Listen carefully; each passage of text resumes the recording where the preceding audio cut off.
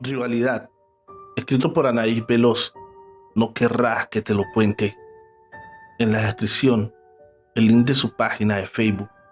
Síguela.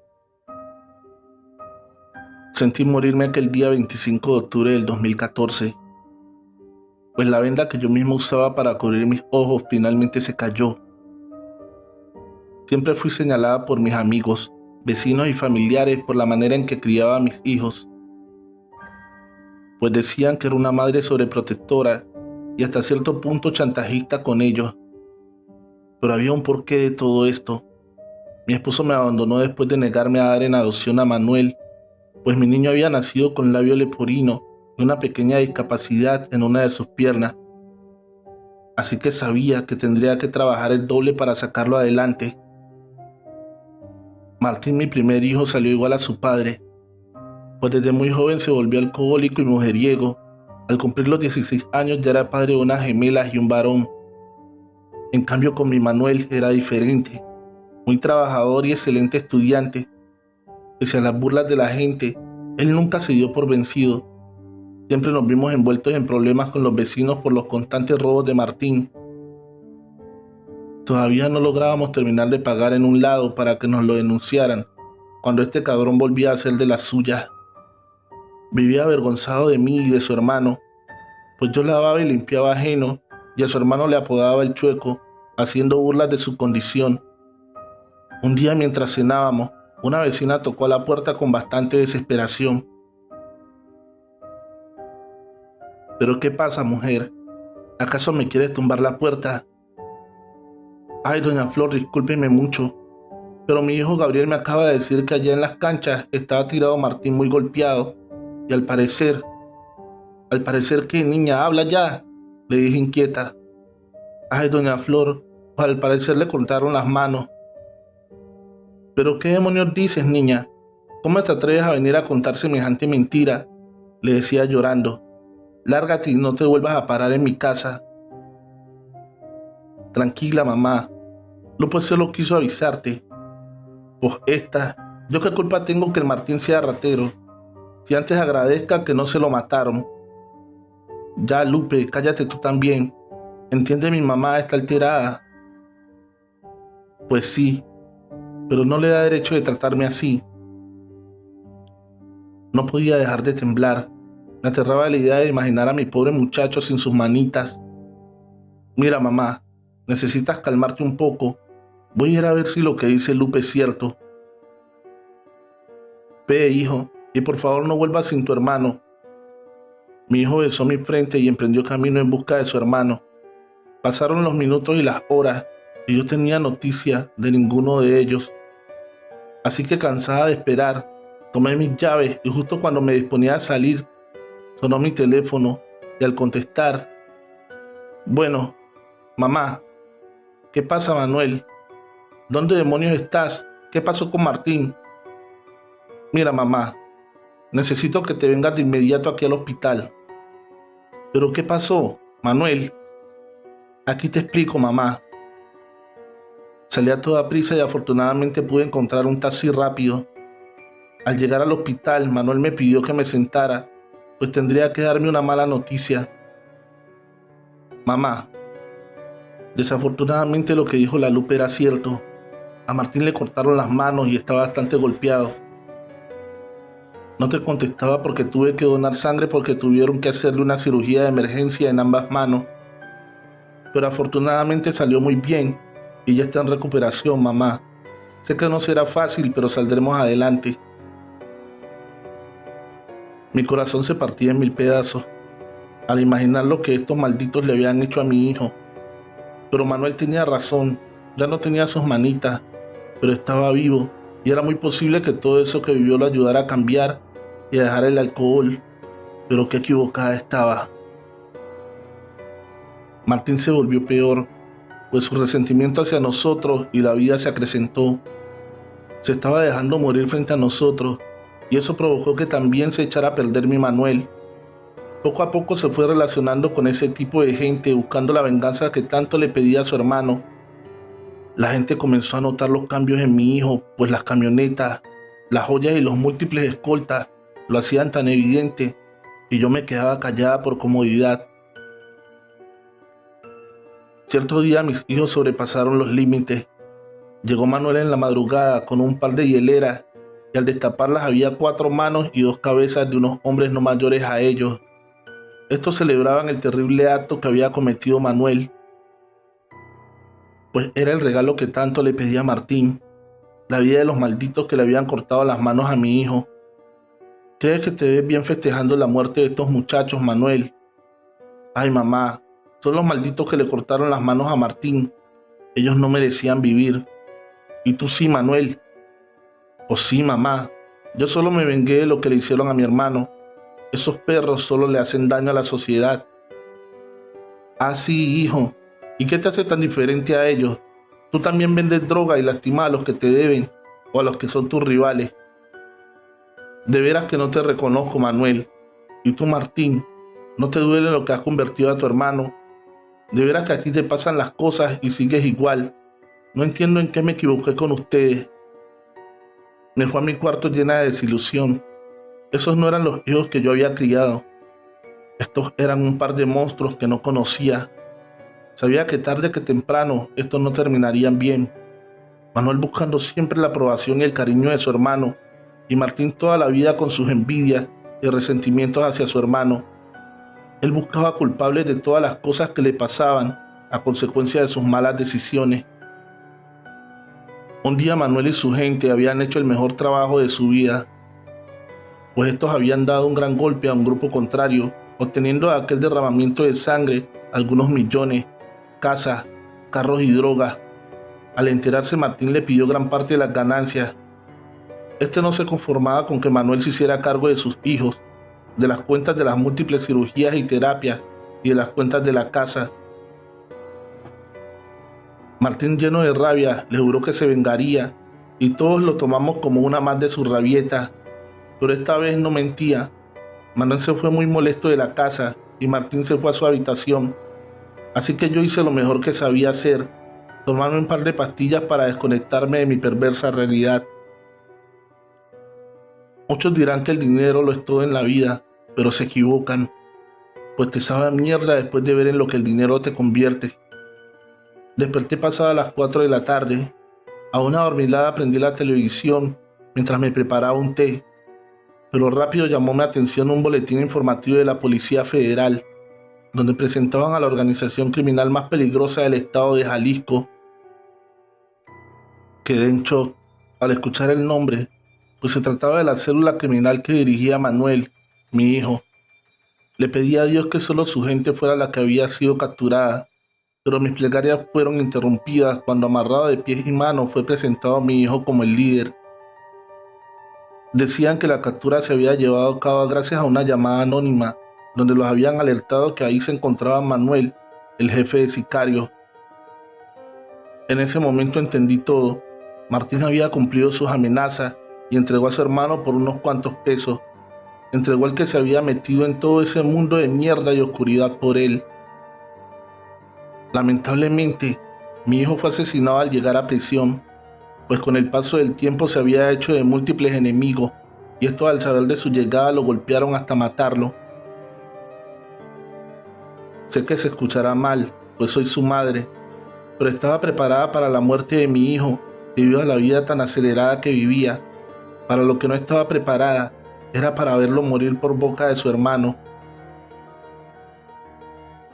Martín no lo soportó y pagó para que lo asesinaran. Ahora me he quedado sola y la gran culpa es mía, pues siempre me dejé manipular por mis hijos y se me olvidó que la madre era yo. Hemos llegado al final de este episodio. Agradecería mucho que te suscribas al canal y actives la campanita de notificaciones. Deja tu pulgar arriba y un bonito comentario. Recuerda que en la descripción del video está el link de la página de nuestra querida escritora Anaís Veloz, Historias Macabras para no dormir y no querrás que te lo cuente. Trovadores, en la descripción de este video se encuentra el link de la página del autor del siguiente relato, Ale Morales Gómez. Síguelo. Elizabeth. Elizabeth llegó a vivir a aquel pueblo pequeño y tranquilo, de gente sencilla y trabajadora. Nadie sabía quién era ella, ni mucho menos su procedencia. Compró una de las casas más grandes del pueblo. Llegó con dos empleados, al parecer una pareja de esposos. Ellos eran los encargados de todo, las compras, el aseo, las encomiendas. Elizabeth no salía de su casa para nada, solo en las noches se le escuchaba hablar, reír y dar órdenes, ya que cada fin de semana celebraba reuniones con amigos, amigos que no pertenecían al pueblo, venían de otros lugares, llegaban en autos costosos, a eso de las 10 de la noche, antes de las 3 de la madrugada ya se habían marchado. Nadie del pueblo llegó a asistir a una reunión de estas. Lo que sí se sabía es que en estas reuniones se consumían pocos alimentos, a pesar que se veía llegar muchas personas. En el supermercado se compraba pocos víveres, pero sí mucho alcohol, más que todo vino tinto. De lo que allí pasaba se especulaba mucho, que era un prostíbulo, que había trata de personas, que se vendían drogas. La realidad es que nadie sabía qué ocurría allí. La pareja de empleados no hablaban nada o eran mudos. Las compras siempre las llevaban escritas en un papel, así que nunca cruzaron una palabra con nadie. La vida seguía. Aunque aquellas reuniones habían acabado con la paz del pueblo, poco o nada se podía hacer, ya que estaba en su propiedad. Lo único era el ruido. Empezaron rumores que allí desaparecían personas. En el pueblo se hablaba del tema, pero hasta el momento ningún habitante se había reportado como desaparecido. En las noches hubo cambios extraños. En las noches de celebración se seguían escuchando gritos, pero a diferencia de otras noches que eran de festividad, se escuchaban gritos desgarradores de dolor y miedo. Las autoridades estaban preocupadas por esta situación, así que una mañana sin previo aviso llegaron a aquella casa. La pareja muy diligente abrieron la puerta, preguntaron por la señora, pero estos por señas le mostraron que dormía. La policía preguntó a qué horas podrían verla. Estos en el reloj señalaron a las 8 de la noche, así que la policía se fue y quedó de regresar en la noche. Así fue, a las 8 de la noche un par de agentes estaban parados en la puerta. Fue la misma Elizabeth quien abrió y los invitó a entrar. Era una mujer de unos 40 años, bella, reluciente, la más hermosa que hayan podido ver, dijeron los dos policías. Poco se sabe de lo que hablaron. De lo que sí es seguro es que los dos hombres salieron de allí convencidos que una mujer de esa clase no podía hacerle daño a nadie. La rutina en el pueblo siguió tal y como estaba, hasta que los moradores se acostumbraron a las fiestas de cada fin de semana. Se hizo algo tan común que nadie le prestaba atención. Pasaron meses y años. En el pueblo pocos le prestaban atención a la casa de Elizabeth y lo que allí podía pasar. Elizabeth solo se veía afuera en las noches. Cada día se veía más joven. Se podría decir que cada vez más rejuvenecida. Según los moradores, ya llevaba 10 años allí y cada día se veía más joven. Muchos decían que por eso no salía en la noche, para conservar su juventud. Todo seguía igual. La rutina del pueblo no cambiaba y lo que pasaba en fines de semana hacía parte de la rutina. El cambio fue todo lo contrario. Las reuniones dejaron de ser numerosas, más aún, dejaron algún fin de semana de hacer reuniones. Algo estaba pasando, también porque empezaron a desaparecer personas del pueblo, jóvenes y niños. Volvió el rumor que allí en esa casa estaban las personas desaparecidas. De nuevo la policía volvió a hablar con ella. Eran las 3 de la tarde cuando dos agentes pidieron verla. La respuesta de los empleados fue la misma. Los dos agentes exigieron hablar con ella. Como tenían una orden, entraron hasta las habitaciones. Lo que encontrarían allí los dejó sorprendidos y horrorizados. En la habitación principal no había una cama, había un ataúd. Sin saber qué hacer, la abrieron. Una gran cantidad de alimañas salió dentro del féretro, unos negros muy lujosos. Los dos policías retrocedieron mientras las alimañas llenaban la habitación. Para mayor horror, dentro del ataúd y bajo todos aquellos animales estaba Elizabeth. Se veía radiante. Los policías quisieron despertarla, pero estaba muerta. Se veía como si durmiera, como si estuviera en completa paz, pero no tenía pulso ni respiración. Esto era algo que no esperaban, así que un policía se quedó custodiando el cadáver, mientras el otro iba a avisar a su jefe y a traer un especialista que revisara el cadáver. Este trámite se demoró, así que llegó la noche a la casa de Elizabeth. De un momento a otro, esta simplemente despertó. No podía ser. El policía estaba confundido. Solo vio cuando ella se paró del ataúd y le sonrió con cordialidad. Cuando llegó el forense, el otro policía y el jefe, Elizabeth y el policía charlaban alegremente en la sala. Los agentes le preguntaron a qué se debía el ataúd. Ella les aseguró que estaba preparándose, porque dentro de 3 días se moriría. Les confesó que ese pueblo ya no tenía nada que ofrecerle. Con sus encantos despidió a los agentes de la ley, sin dejarles tiempo de sugerir registrar la casa. Efectivamente, 3 días después, Elizabeth murió. Ya tenía la mejor bóveda paga en el cementerio del mausoleo más costoso. Los dos empleados la enterraron. En un papel escrito decía que no le hicieran ceremonia religiosa, ya que ella no era creyente. Fue enterrada así en silencio como llegó. Los dos empleados estuvieron un día más en la casa organizando, moviendo cosas aquí y allá. Al día siguiente no los vieron salir, solo desaparecieron. 2 días después la policía, sin saber qué hacer, entró a la casa. Los dos empleados estaban sentados en la sala muertos, con 2 incisiones en sus cuellos. Les habían chupado la sangre. Algo más extraño aún, eran mudos porque no tenían lengua. En alguna época de la vida se las habían cortado. Fueron enterrados al lado de Elizabeth, ella solo con este nombre y la pareja con un NN. Nadie sabía sus nombres.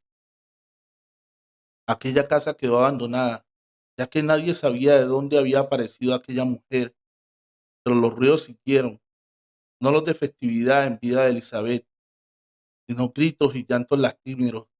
No solo era uno, no en momentos de la noche, toda la santa noche. Era como vivir un infierno. Fue así que las autoridades debieron tomar cartas en el asunto e ir a revisar la casa. Todo se veía en completa normalidad, pero en un trasfondo, un piso cubierto en la habitación de Elizabeth, hicieron un hallazgo terrorífico y sangriento. Encontraron bajo ese piso más de 32 cadáveres, algo que no cabía en la mente de nadie. En verdad, en ese tiempo allí se cometían asesinatos en la propia cara de las autoridades. 4 años después, cuando fueron a sacar los restos mortales de Elizabeth y sus empleados, otra sorpresa los esperaba. En el féretro de ella no había nada, solo el ataúd vacío. En el de los dos empleados pululaban las alimañas, arañas, sapos y serpientes. Era un espectáculo aterrador e inexplicable. El sacerdote no permitió sacar los ataúdes. Allí permanecen hasta el día de hoy, aunque eso hace muchos años. Todavía se habla de esta historia en el pueblo. Algunos aseguran que ven llevar a Elizabeth a dormir en el día a su tumba. Hemos llegado al final de este episodio. Agradecería mucho que vayas a la descripción de este video y sigas la página de nuestro querido escritor Alex Morales Gómez, Terror y Misterio. El Indio Condenado, escrito por Lunita Azul, Laura B., la bloquera del terror. Mi tía abuela me contó que en su pueblo hace muchos años sucedió una terrible tragedia e injusticia, pues en esa región existía una pequeña tribu de indios y otra de chamanes malos de la hacienda que se dedicaban a la magia negra. Dentro de la región, un día llegaron unos hacendados a habitar la vieja hacienda de Guadalupe. Era una familia con dos bellas señoritas, Ángela y Rosa. Ambas eran hermosas, pero Ángela, tributo a su nombre, parecía un ángel. Poco tiempo después, Ángela, cortando flores en el campo, conoció a Camilo, un indio de esa tribu, e inmediatamente se enamoró de ella. Con su dulzura los saludó amablemente y se hicieron amigos, tanto que se frecuentaban de diario. Pasando el tiempo, los dos se enamoraron, pero como es de saberse, era un amor prohibido, dividido por las diferentes castas y clases sociales. Un día el padre se enteró del romance y como Ángela estaba decidida a enfrentar su amor, lo mandó a asesinar de la forma más cruel, torturándolo y encadenándolo hasta morir, sin antes lanzarle una maldición con la ayuda del brujo de la hacienda. Tu destino será vagar por la eternidad con estas cadenas que cargas ahora. Una vez que invité a mis amigos y llegamos a casa de la abuela, pues era su cumpleaños y fuimos aquella vez. Le conté la leyenda y como todo joven curioso junto a mis amigos, nos aventuramos a investigar. Nos dirigíamos en mi auto a la vieja hacienda. El camino estaba muy feo y sin alumbrado público, pues según los hogareños de ese lugar lo abandonaron, pues dicen que de esos acontecimientos empezaron a suceder cosas extrañas, como muertes repentinas, enfermedades, mala suerte y pérdidas económicas. Por eso la hacienda quebró. Bueno, nos dirigimos a la vieja hacienda llamada de Guadalupe. Pronto llegamos al lugar y con un mazo rompimos el candado del portón de la entrada. Nos adentramos con el auto y llegamos a la puerta principal de la entrada de la casa. Yo, como joven escéptico y burlándome de la situación, exclamé: ¿Ya ven? No creo que aparezca nadie, pero vamos a explorar. Nos adentramos a la casa. Se observaba toda sucia, llena de polvo, con un ambiente lúgubre, de odio y sobre todo de sentimientos de tristeza. Al bajar al sótano sentí claramente la vibra como si me hubieran transportado al pasado, con ese ambiente de odio, y en ese momento comprendí que tal vez ahí había sido donde pasó lo sucedido con aquel indio. Eran casi las 12 a.m. Les dije a mis amigos: ya vámonos, que estoy sintiendo mucho frío. A lo que ellos asintieron con la cabeza. Nos dirigimos a la puerta para salir de la casa y claramente escuché unas cadenas como si arrastraran un baúl muy grande. Primero lo oía muy lejos, luego más y más cerca, cuando en ese instante un ventarrón de aire hizo levantar mucho polvo y tierra frente a nosotros. En cuestión de segundos tenía ante mis ojos la figura de un hombre con color de piel muy morena, alto, cabello largo, con unas enormes y largas cadenas que ataban su cuello y manos, mostrando quemaduras ante su piel. Noté la mirada de tristeza de aquel ser misterioso y sufrimiento en sus grandes ojos negros que alumbraban como la luz de la luna. En ese instante sentí como si me presionaran el pecho y caí al suelo perdiendo la conciencia. Desperté en el auto, ya rumbo a casa de la abuela, y cuando pregunté qué había pasado, me dijeron que no sabían, que solo actué muy extraño, ya que me quedé mirando fijamente el portón de la puerta por varios minutos y me desmayé. Después de contarle a la abuela lo sucedido, me dijo que vio el fantasma de la leyenda, el indio condenado por amar a una mujer blanca, y que solo yo lo pude ver porque es un pariente de mis antepasados, y en mis penas aún corre su sangre del indio enamorado. Espero que les haya gustado este relato de nuestra querida Lunita Azul, la bloquera del terror. En la descripción de este video está el link de su página de Facebook. Síguela. Elegido por el demonio, escrito por Alex Morales Gómez. En la descripción el link de su página de Facebook. Síguelo. Un grupo de 4 amigos universitarios tuvieron la idea de visitar el cementerio en la noche. 2 mujeres y 2 hombres querían jugar con la tabla Ouija, algo que ninguno de los presentes había hecho antes, pero querían jugar. Se reían y se ufanaban de su ocurrencia. Visitaron la tumba más antigua que pudieron ver en el cementerio. Cuando empezaron el juego, uno de ellos empezó a reír desenfrenadamente. Parecía un loco. Esto se decía satánico y quería ser poseído por un demonio. Al menos es lo que decía en son de broma. Los demás no podían entender lo que estaba pasando, más aún que en la tabla no había pasado nada extraño. No podían ni imaginar el portal que habían abierto. Aquella tumba, la cual osaron visitar, tenía un cuento bastante tenebroso. Se decía que allí había encerrado un demonio que el mismísimo Dios había enterrado por toda la eternidad. Pero ellos con su estúpido juego lo habían liberado.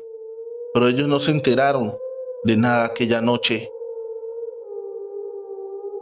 El grupo de amigos abandonó el cementerio al amanecer. Nada había pasado para ellos, solo un juego más en el cementerio. Pero días después llega al pueblo un hombre bastante misterioso y taciturno. Todos al verlo le temen, sin siquiera tratar con él. Se nota a primera vista que es alguien que tiene que ver con el mal. Uno de los allí presentes desapareció. Después de aquel juego, en el pueblo se notó un cambio. Tal vez no tan perceptible, pero sí había algo. Las personas dejaron de ser amigables. Muy pronto se encerraban en sus casas. Parecía que le temían a que los sorprendiera la noche fuera de sus hogares. En el ambiente se sentía algo tenebroso y extraño. Una de las chicas resultaba embarazada. Se dice en los círculos sociales de esta que es amante del párroco del lugar y que está embarazada del mismo. Cuando ésta va a dar a luz, dio a luz un martes y yo un miércoles. Así que viví esta historia de primera mano a partir de aquí. Ella está en el pasillo lista con su bebé para irse.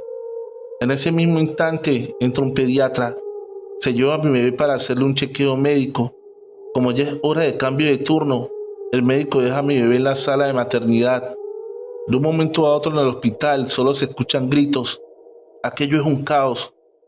Una de las enfermeras que recibía turno se encerró con los bebés y empezó a apuñalarlos con una navaja que traía en su bolso. Los padres podíamos ver desde afuera por los vidrios, pero nada podíamos hacer. Estaba encerrada, solo gritar y pedir ayuda. La mujer estaba enloquecida y los vidrios manchados de sangre. Aquello era una carnicería infernal. Algunos padres en medio del desespero quebraron los vidrios y entraron, pero ya era tarde, o al menos para hacer pagar la culpable. Ella se había cortado la garganta. Fue la pérdida más dolorosa para mí. Solo pude tener a mi bebé unas pocas horas en mis manos. Se me había partido el corazón y el alma. El pueblo estaba consternado por lo ocurrido. Para hacer más trágica y cruel esta historia, esa misma semana un joven disparó indiscriminadamente en un salón de niños pequeños, matando al profesor y a la mayoría que allí habían. Dicen que no era él, parecía un loco. De un momento a otro volteó el arma a su cabeza y se disparó, dejando su sangre y sus sesos mezclados con los de sus víctimas. Terror y dolor embargaban a todos en el pueblo. Días después una mujer dio parte a la policía que un hombre extraño se veía rondar por el lugar de los acontecimientos. Se creía que era el joven que estuvo en el cementerio y había desaparecido. Se veía más viejo y enclenque, lleno de tatuajes muy extraños, pero la mujer no lo podía asegurar. Preocupada y adolorida por lo que me había pasado, consulté a un chamán qué era lo que estaba pasando en el pueblo. Este me dijo que los jóvenes que habían ido a jugar con la ouija en el cementerio habían despertado a un demonio poderoso. El joven desaparecido estaba poseído por este y andaba entre nosotros como cualquier ser humano. La única manera de devolverlo a su prisión debía ser con la sangre más pura de un niño del pueblo. Así que yo me reuní con los que habían estado en el cementerio y se puede decir que casi los obligué a volver allí y remediar lo que habían hecho. Cuando llegamos, allí estaba el joven desaparecido, envuelto en una túnica negra. Sus ojos eran negros, tan negros como el infierno. Al vernos dijo con una voz cavernosa, parecía que hablara de ultratumba. Nos dijo que tenía derecho de estar en este mundo y que nadie se lo iba a impedir, que ellos pagarían por haberlo traicionado. No era un joven normal, era el mismo demonio. Así que sin más preámbulos corrimos de allí. No podíamos hablar, solo correr. Todos llorábamos, no sabíamos por qué. Una de las chicas se orinó en su ropa. El miedo era algo inexplicable. Sin saber qué hacer, buscamos al párroco para contarle lo del juego, lo del chamán y lo que habíamos vivido. Él no pareció sorprenderse, solo dijo que ya había llegado el momento. No sabíamos de qué hablaba, ni mucho menos de qué momento. Le preguntó a la joven dónde estaba su bebé. Ella le dijo que en casa, al cuidado de su madre. El sacerdote, sin mediar palabra, salió camino a casa de la joven. Mientras lo seguimos, nos aseguró que el niño de ella era un enviado. Tiene las 3 marcas. El demonio lo buscaba para poseerlo y quedarse para siempre en este mundo. Nos subimos al auto del sacerdote rumbo a casa de la joven. Él nos dijo que él hacía parte de una cofradía que cuidaban esa tumba. Nos aseguró que su bisabuelo había abandonado la cofradía y por eso se había desatado aquello. Él se sentía culpable, pero la joven madre del bebé y los otros 2 decían que eran ellos los culpables.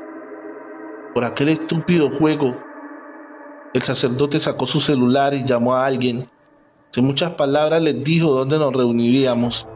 Llegamos a casa de la joven. Su bebé lloraba, como si presintiera que algo malo ocurría.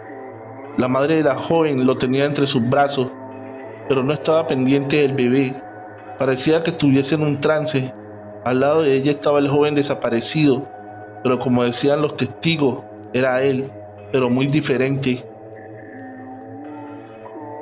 Podemos ver que la madre de la joven no tiene el bebé. Esta parece flotar en una burbuja eléctrica, mientras el joven habla en un idioma desconocido para mí. Parece una letanía o una oración. En eso llegan varios autos con hombres de túnicas plateadas. La madre del bebé recordó que un crucifijo que llevaba al cuello se lo había dado a un sacerdote y este sin más le dijo que no se lo podía quitar nunca. Cuando el joven vio el crucifijo, este dio un destello de luz. El joven lo miró con furia y lanzó un manotazo. A pesar de que estábamos a considerable distancia, todos caímos al suelo. El otro joven se fracturó la clavícula. La madre del bebé quedó inconsciente, yo a su lado también adolorida. La otra joven en un estado de shock. Yo sentí más que terror y pánico. Era un horror que llenaba mi cuerpo. No sabía por qué estaba pasando esto. En eso, los hombres de las túnicas entraban con una Biblia, una daga, algunos brebajes y un gran crucifijo. Nos pidieron apartarnos. Se encerraron y empezaron a hablar en un idioma desconocido. Se quedaron allí con el joven y el bebé. Más que hablar, gritaban.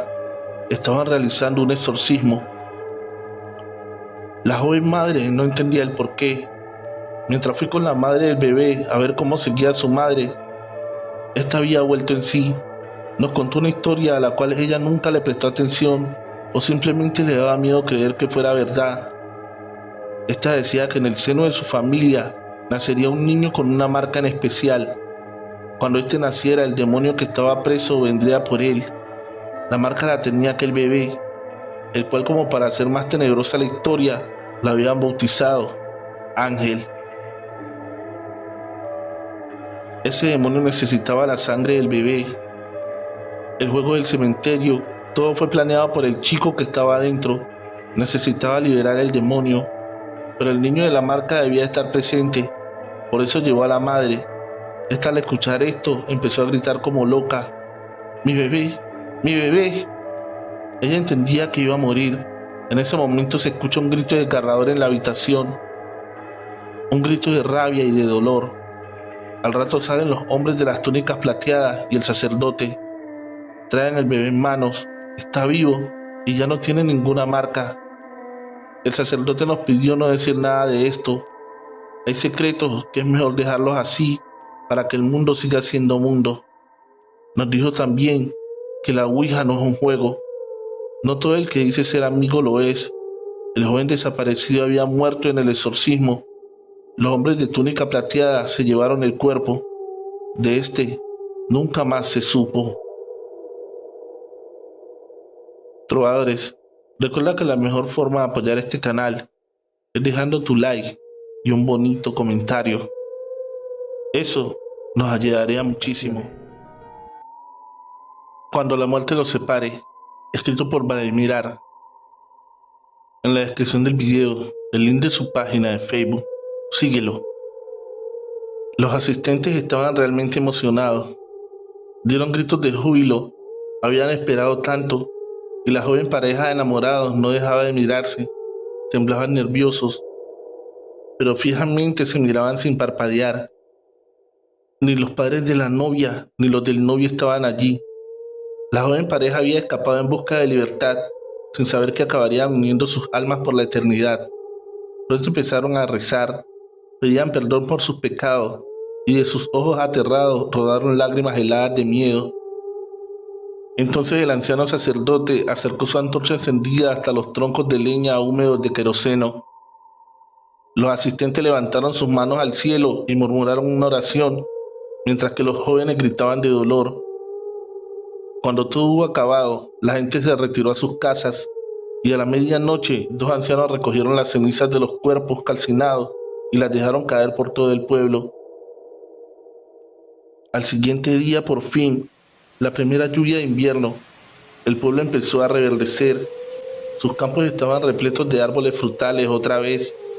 El río creció, las mujeres alumbraron bebés fuertes y sanos. Aquella pareja de jóvenes jamás fue encontrada.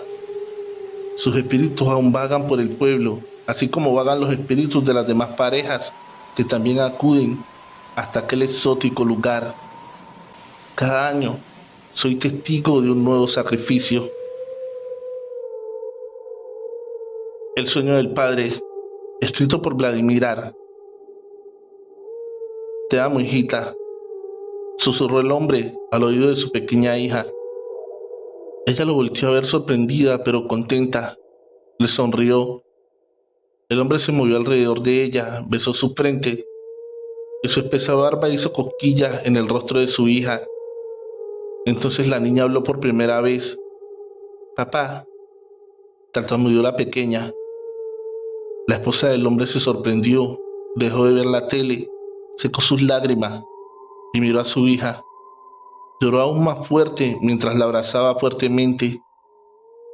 A kilómetros de ambas estaba papá, moribundo, alucinando, atrapado debajo del concreto y los escombros de aquella enorme torre tan alta que había caído sobre él. Era el año 2001, la mañana del 11 de septiembre. Ese día una niña aprendió a hablar y un hombre hizo su sueño realidad. Escuchó que por fin su hija lo llamó papá. La obsesiva, escrito por Vladimir Ar. ¿Es cierto que mueres por mí?, preguntó la jovencita. Sí, respondió el nervioso, y dejó caer su rostro avergonzado. Él tenía sentimientos encontrados. De repente se estaba empezando a sentir feliz, y es que por fin habían descubierto su gran secreto. Por fin le pondrían fin a su deseo insaciable. Miró al cielo y agradeció a Dios. La jovencita lo tomó por el cabello. Él se puso pálido. Sintió que pronto ocurriría lo inevitable. Apenas escuchó el zumbido del machete blandiendo en el aire, e instantáneamente dejó de ver, de sentir. Su cabeza cayó entre los matorrales. La sangre le empezó a borbotear del cuello. La jovencita cayó de rodillas al suelo. Lloró de ira, de impotencia, de alegría. Por fin había concretado su venganza. Por fin había justiciado al hombre que le quitó la vida a su hermana. Acabó con el asesino de jovencitas que había aterrorizado la ciudad por meses, sin que nadie lo pudiese atrapar. Las consecuencias del viejo, escrito por Vladimir Ar. Al viejo Faustino le aterró escuchar esa voz. No te vas a escapar. Era la voz de su esposa, quien llevaba apenas un par de días fallecida. El susurro salió de la sombra. Ya no estaba solo. Su joven esposa había vuelto. El viejo estaba senil. Casi no recordaba nada de su pasado, pero sí recordaba cuánto la amaba. Días antes, durante su último minuto de muerte, ella pronunció las mismas palabras. No te vas a escapar. Y Faustino observó fijamente a su esposa, quien para entonces respiraba con dificultad. Emitía un silbido nasal, señal que aseguraba su pronta muerte. Así la pobre Berenice falleció, dejando este mundo sin hijos, apenas a los 35 años, sin nadie quien llore por su partida. El viejo discretamente enterró el cuerpo en el patio de atrás de la casa. Ese lugar lo había compartido solamente con Berenice. Allí decidió vivir, lejos del pueblo, le pertenecía casi por completo. Esa misma madrugada, Faustino vio aparecer a su esposa. Caminaba en dirección a la casa. El viejo pensó que soñaba. La vio desde su ventana, con su cabello largo y su vestido ondeando al viento. Faustino por instinto tomó su escopeta. Al fin y al cabo, a quien veía era un muerto. Berenice subió por las escaleras hasta el cuarto. Allí estaba el viejo, solo, en un rincón, temblando de miedo. Algo dentro de él sabía que ella venía a buscarlo, aunque él aún estaba vivo. El viejo estaba senil, pero no sabía por qué su esposa lo había amenazado de tal manera antes de morir. «No te vas a escapar», le gritó Berenice, quien había entrado por la ventana sin que el viejo se hubiera percatado. Entonces se abalanzó sobre él. No era un espíritu, no, era un muerto. Podía morder con fuerzas, arrancar con sus uñas muertas pedazos de carne, y así lo hizo. Le propinó tal mordida que el viejo se revolcó por el suelo desangrándose. Faustino gritó tan fuerte que los vecinos más próximos a la casa acudieron alarmados. Afortunadamente el eco de su voz había viajado entre los árboles. Cuando llegaron descubrieron que el viejo Faustino estaba siendo arrastrado entre la maleza.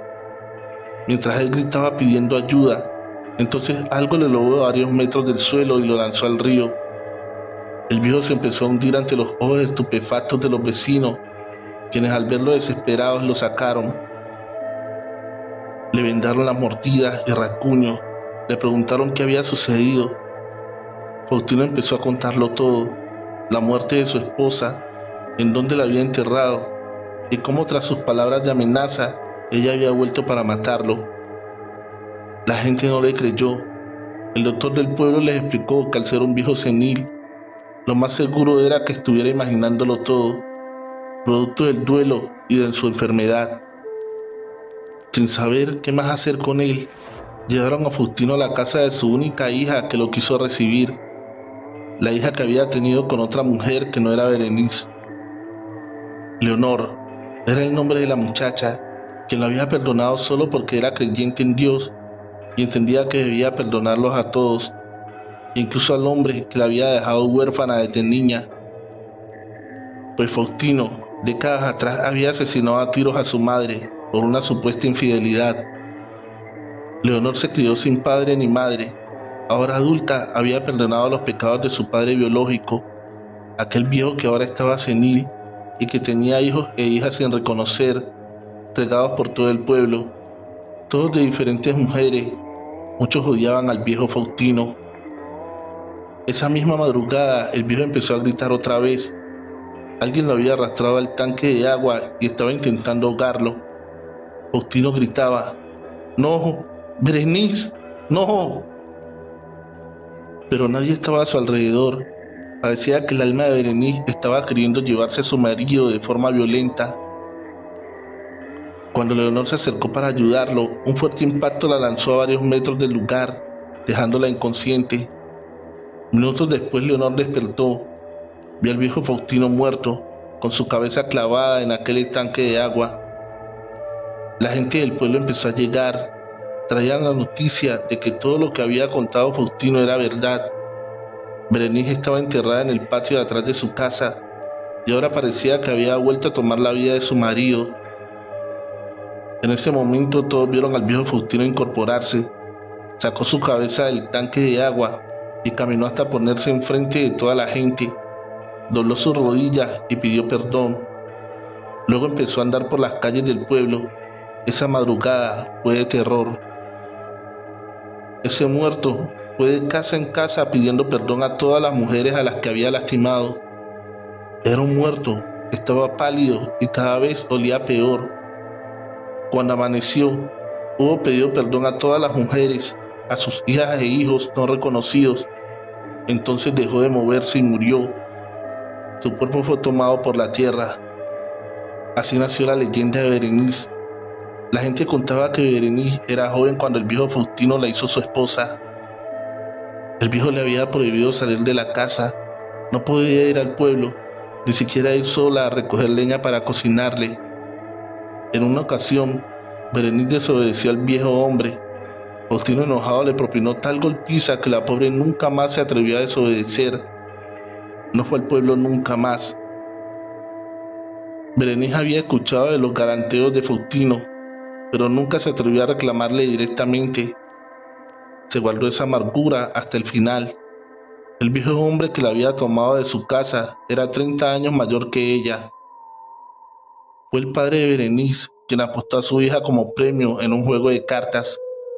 Alcoholizado, el hombre perdió aquella partida ante el viejo Faustino.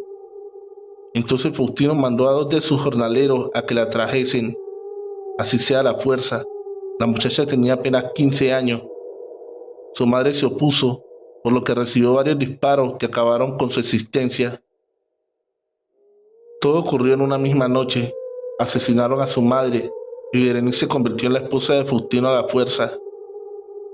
Al siguiente día ocurrió el suicidio de su padre, quien amaneció flotando en el río.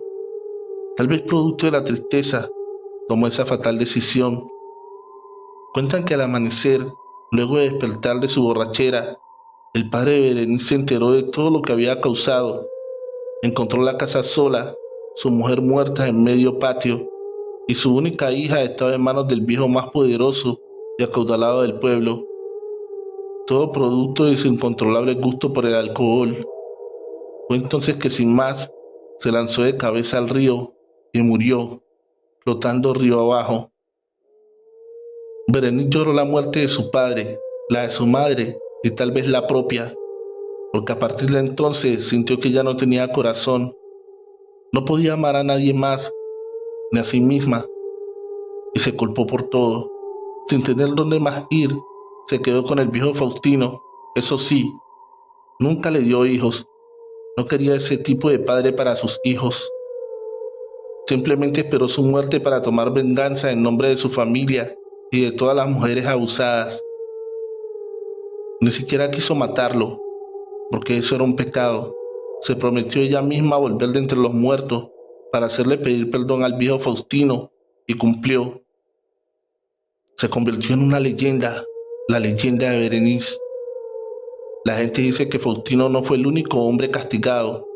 Luego de estos sucesos, también se ha visto a otros hombres fallecidos caminando por los pueblos, buscando el perdón de las mujeres que en vida ha maltratado. No te vas a escapar. Premonición, escrito por Vladimir Ar. Sintió que el corazón se le salía del pecho. Detrás de ella escuchó varios pasos. 2 huellas húmedas salían del baño. Para ella fue evidente, algo la perseguía por la casa. Liz salió huyendo. Alguien estaba con ella esa tarde, algo no humano ni natural. Corrió hasta la casa de su madre y le contó todo lo que le había pasado. Su madre, preocupada al ver su nerviosismo, dejó sus quehaceres y acudió con ella misma a revisar. Al llegar no pudo ver nada, ni escuchar ningún sonido, ni pasos ni huellas, nada. Pero su hija no era de fingir miedos, siempre fue valiente, pero esta vez algo la había asustado. Más tarde llegó su marido. Lee le contó todo, mientras que su madre, preocupada desde la silla de enfrente, la escuchaba. Lloraba triste y desesperada. Se le hacía un nudo en el corazón. Sentía un miedo honesto, una preocupación inevitable, al punto de dificultársele respirar. Ambos trataron de calmarla, de hacerla entrar en razón. Para ellos quizás fue su estrés, o tal vez su imaginación. Igual le aseguraron que llevarían un cura el siguiente día a la casa, y Liz se quedó más tranquila. Al siguiente día, justo a las 2 de la tarde, sucedió. Mientras Liz se bañaba, resbaló en la fina tina de baño y se golpeó la cabeza. Quedó sumergida por varios minutos debajo del agua y perdió la vida. Entonces su espíritu salió a recorrer sus pasos. Caminó desde el baño por toda la casa, dejando 2 huellas húmedas en el piso. Fue su marido quien la encontró al volver del trabajo. Estaba hinchada, producto del agua en sus pulmones. Al llegar la noche, su madre lloraba mientras se llevaba a cabo el velorio de su hija. Comentaba a sus amigas que su hija había sentido algo la tarde del día anterior. Me dijo que 2 pasos de algún fantasma la asustaron en la casa, decía la madre de Liz, y todos entendieron que era Liz misma recorriendo sus pasos. Y mientras su marido lloraba, el cura empezaba su sermón fúnebre. Él había cumplido su promesa. Un cura fue a la casa ese día, tal como le aseguró a su mujer la tarde anterior. Escrito por Vladimir. Hemos llegado al final de este episodio. Recuerda que la mejor forma de apoyar este canal es dejando tu like y un comentario. En la descripción del video se encuentra el link de la página de nuestro querido escritor Vladimir. Síguelo. Recuerda compartir este video con un amigo. Eso ayudaría muchísimo. Feliz noche, trovadores, amantes de cuentos de terror.